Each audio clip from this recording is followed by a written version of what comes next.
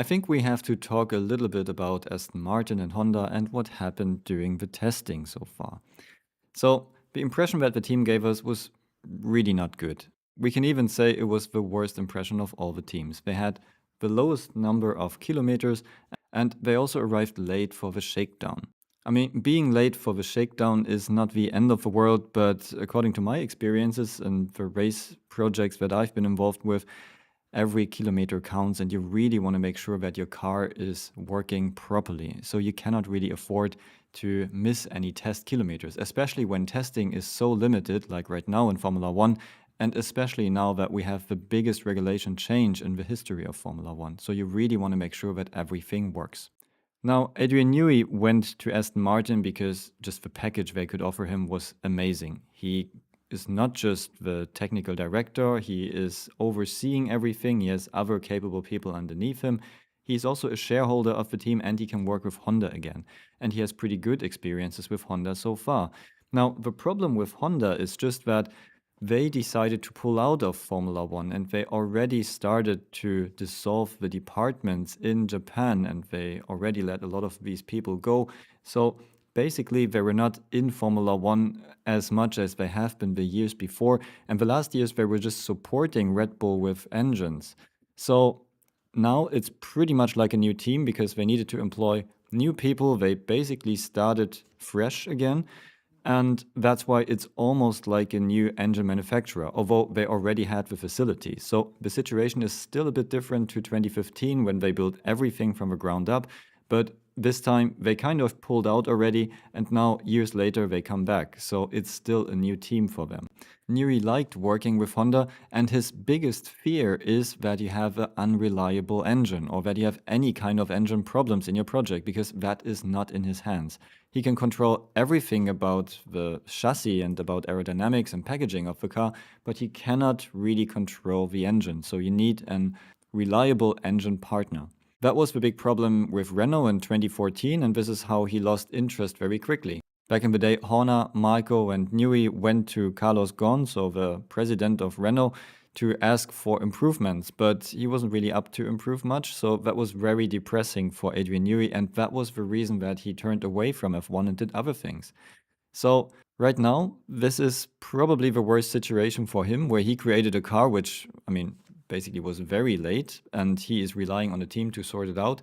But you also have to rely on an engine manufacturer who can provide a basically bulletproof engine, so an engine which just works and performs. And exactly this did not happen. So now two things come together. One thing is that Adrian Newey built the Red Bull Racing team together with Horner back in the day, so he could build it with his spirit, so how he works. Now the situation at Aston Martin is very different. I've been working at Force India and Racing Point and then the first months of Aston Martin, and it has been the most efficient team on the grid. So with low budget and still finishing fourth in the Constructors' Championship, for example. So it was a very small team which just worked with what they had. Then Stroll came in and was paying off all our debts. And Stroll just gave us everything we needed. And then the team was pretty successful pretty quickly because suddenly we could, for example, copy the Mercedes and be very good. But on the other hand, you have a lot of high-profile people there now, and it's just like a big mixture of a lot of high-profile people who don't know what is their real responsibility. And what I'm hearing from there is that the atmosphere within the team is not the best because there are so many high-profile people, they don't really know what they're responsible for. They used to be good when they worked alone before, but now they're there with equals on the same level. And there are a lot of conflicts internally. And this whole organization has a lot of capable people, but they just need to find an efficient way to work together. And this is not really finished yet. So now Adrian Newey is always developing until last minute, as we know, but he is relying on a capable team to sort things out. At Red Bull, he could build this team over years, over decades. But in Aston Martin, he cannot do that because he's coming into the team now.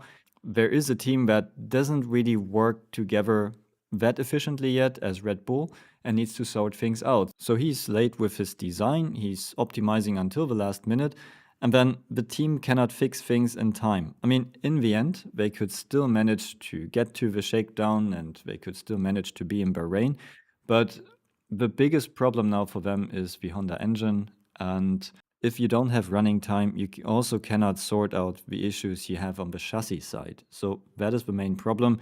Honda is really hardworking. They have great facilities and they also have a mentality to turn things around quickly. So I think just because the shakedown was bad and because the testing wasn't really good, we shouldn't really write them off.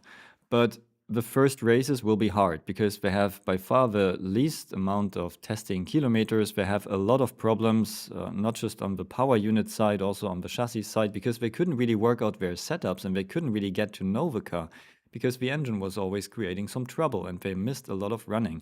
So I guess the first races will be really hard for them, but I'm sure this team can turn things around. So on one hand, you have Honda, which can turn things around quickly. So let's see how that goes. But they have all the facilities. They still have very good people there, and they are willing to turn things around quickly.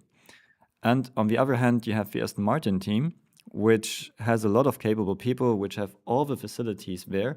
The only issue I see there is just that either Stroll or Alonso could lose their patience. And I know firsthand that Stroll has not too much patience. If he puts a lot of money into one project, he wants to see the results. So let's hope that they can turn things around as quickly as possible. And I think this could be still a very good combination. Maybe not for this year, but maybe for next year when Honda sorted out their problems.